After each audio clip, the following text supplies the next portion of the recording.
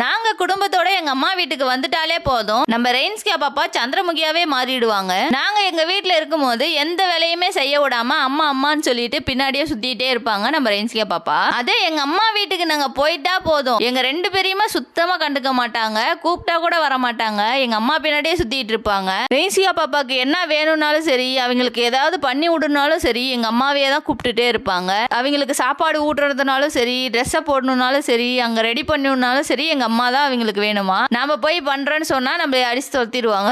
நம்ம இதெல்லாம் வாங்கி சாப்பிடக்கூடாது, இதெல்லாம் வாங்கி சாப்பிட்டா அது கெட்டது அப்படின்னு நம்ம என்ன சொல்றோமோ அதை அவங்க பாட்டி கிட்ட சொல்லி எப்படியோ ஏமாத்தி வாங்கி சாப்பிட்டுருவாங்க. உங்க வீட்டுல இருக்க குட்டீஸும் இதே மாதிரிதான் பண்றாங்களா, இல்ல நல்ல பிள்ளைங்களா இருக்காங்களான்னு சொல்லி மறக்காம கமெண்ட்ல சொல்லுங்க.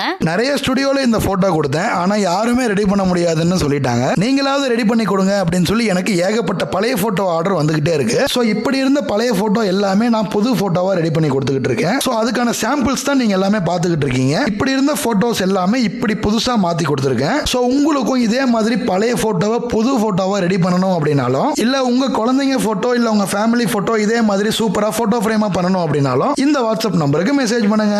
இந்த வாட்ஸ்அப் நம்பருக்கு மெசேஜ் பண்ணீங்கன்னா நீங்க அனுப்புற போட்டோவை போட்டோ ஃப்ரேமா ரெடி பண்ணி உங்க அட்ரஸ்க்கே கொரியர் போட்டுருவோம். ஸோ உடனே இந்த வாட்ஸ்அப் நம்பருக்கு மெசேஜ் பண்ணுங்க, உங்க ஆர்டரை பிளேஸ் பண்ணுங்க.